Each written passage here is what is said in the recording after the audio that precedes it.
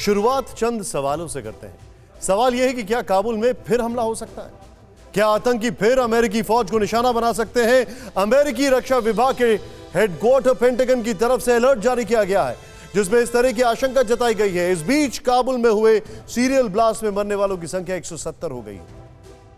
इनमें 13 अमेरिकी marine commando भी शामिल। धमाकों में एक बच्चे समेत ब्रिटेन के भी 3 नागरिक मारे गए। यूं तो 2 दशक के दौरान दुनिया ने आतंक के कई खौफनाक चेहरे देखे, लेकिन काबुल में हुए धमाकों से पूरी दुनिया में गम और गुस्सा है।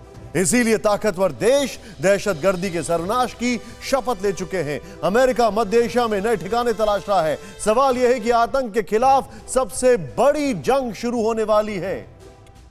यह स्पेशल रिपोर्ट देखिए। Those who carried out this attack, as well as anyone who wishes America harm, know this: we will not forgive. We will not forget. We will hunt you down and make you pay. यह ऐलान है आतंक के सर्वनाश का।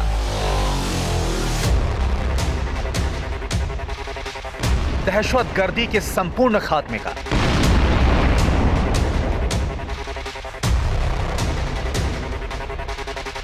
अब कोई deadline नहीं होगी, अब कोई फाइनल अल्टीमेटम नहीं होगा, अब सिर्फ वार होगा।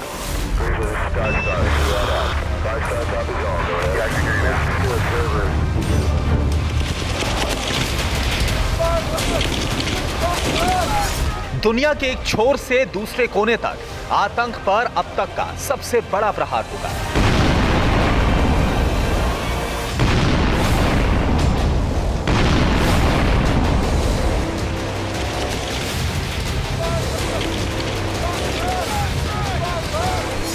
Outraged as well as heartbroken.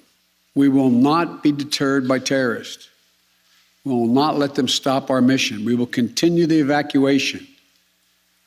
I've also ordered my commanders to develop operational plans to strike ISIS-K assets, leadership, and facilities. We will respond with force and precision at our time, at the place we choose, in the moment of our choosing. क्या बिगाड़ा था खून से सने इस मासूम ने?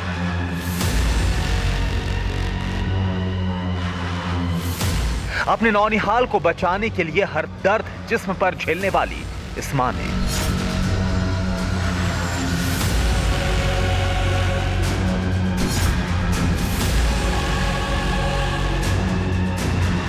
तालिबानी जल्लादों की चौहद्दी से दूर जाने की उम्मीदें लिए इस नौजवान ने। इस तस्वीर को देखिए, काबुल एयरपोर्ट के बाहर तैनात अमेरिका के फौजियों को देखिए जो साथी कल तक साथ थे, जिन्हें चंद घंटे बाद वतन वापस लौटना था। क्या बीत रही होगी उन परिवारों पर जिनकी दहलीज पर अपनों के बेजान जिस्मों के ताबूत पहुंच रहे होंगे।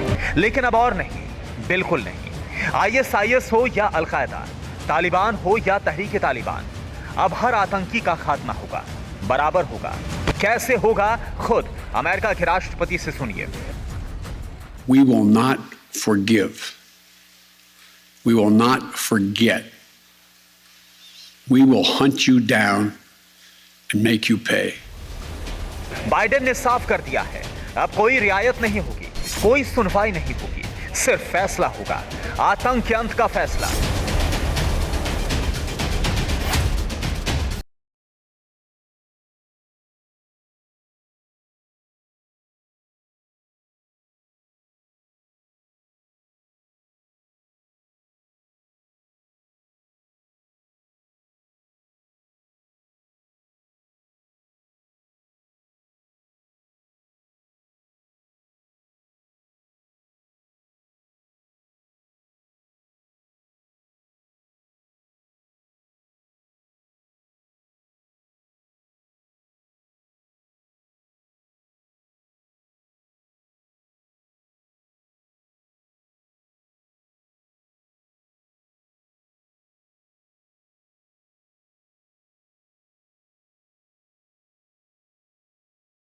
अफगानिस्तान में क्या होगा?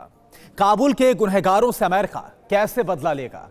और सवाल यह भी है कि क्या अफगानिस्तान में आतंकवाद के खिलाफ एक्शन की आंच में पाकिस्तान भी खाक होगा? जरूर होगा, क्योंकि काबुल में जो बारूदी गंध है उसका पाकिस्तान से सीधा संबंध है। काबुल एयरपोर्ट पर सीरियल धमाकों में 100 से ज्यादा लोगों की जान लेने वाले आतंकवादियों के तार आतंकी मुल्क पाकिस्तान से कैसे जुड़ रहे हैं, समझिए।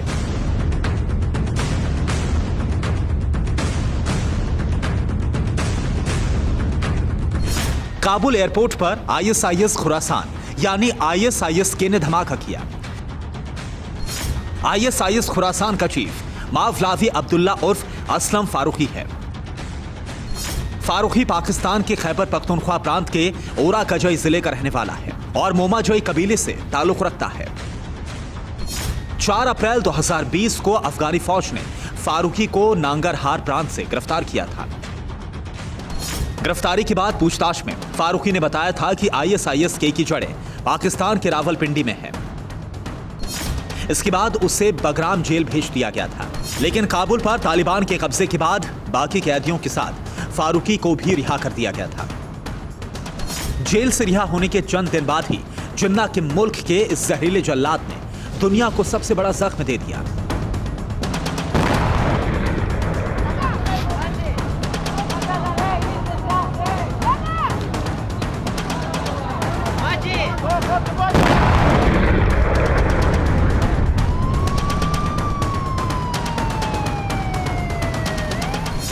इसलिए अमेरिका समेत दुनिया के सभी ताकतवर मुल्क एकजुट होने लगे।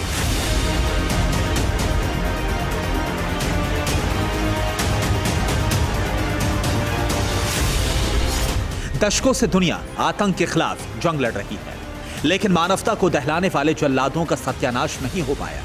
इसलिए सवाल यह है कि यह होगा कैसे? अमेरिका क्या कर सकता है?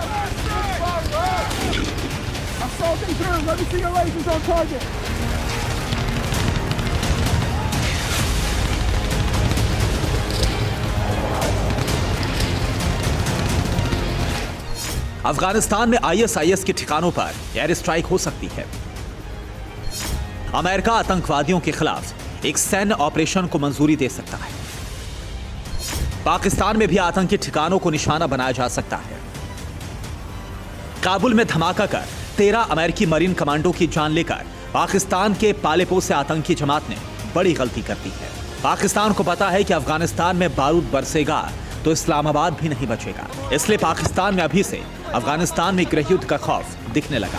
हर आतंकी हमले के बाद अपनी आतंकी नस्लों की करतूतों पर पानी फेरने के लिए पाकिस्तान इसी तरह के घड़ियाली आंसू बहाने का नाटक करता है।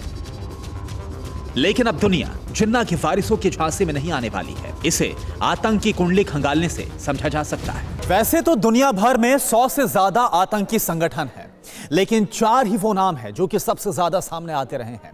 ये नाम है आईएसआईएस यानी कि इस्लामिक स्टेट, तालिबान, बोको हराम और अल-कायदा। और अब आप देखिए कि किस तरह से ये चारों आतंकी संगठन अपनी करतूतों से दुनिया पर कहर ढाते रहे।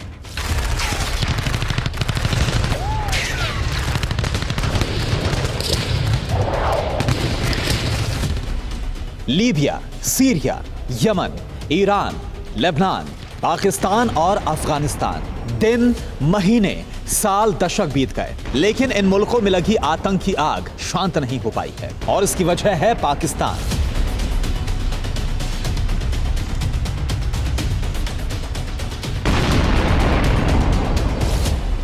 क्योंकि मोसूल से काबुल तक जब भी आतंक का बारूद बरसता है तो उसका सिरा पाकिस्तान से ही जुड़ा पाया जाता है। आपको बताते हैं कैसे।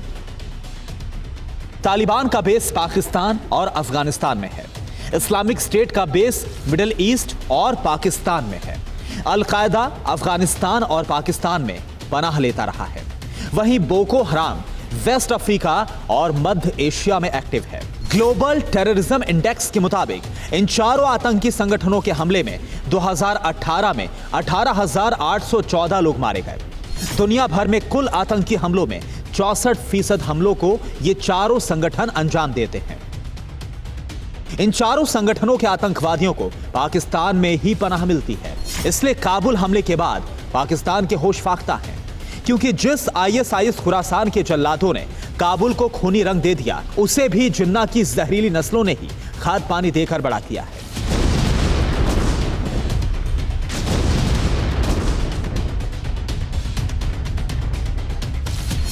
काबुल हमले के पीछे जिस असलम फारूकी का नाम सामने आ रहा है। वो आतंकी हाफिज के लश्कर तैयबा से जुड़ा रहा था। हक्कानी नेटवर्क के साथ काबुल और जलालाबाद से ऑपरेट करता है। जियाउल हक उर्फ अबू उमर खुरासानी के बाद ISIS का चीफ बना था। ISIS के सरगना अबू बकर बगदादी को पहले ही कब्रिस्तान भेजा जा चुका है। काबुल हमले के बाद ISIS खुरासान के चीफ असलम फारूकी के सिर पर बारूद बरसने का नंबर आ चुका है।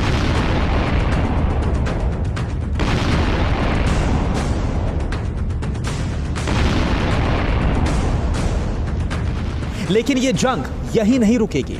इस बार आर पार का फैसला होगा। दहशतगर्दों के साथ ही आतंकवादियों के पनाहगार बने पाकिस्तान जैसे मुल्कों का भी काम तमाम होना तय है।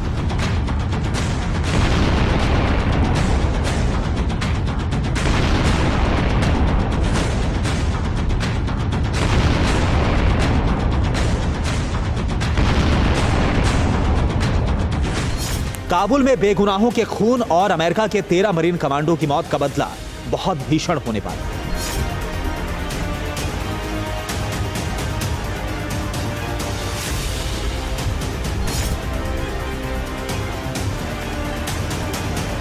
Bureau report, TV9 Bharatvarsh.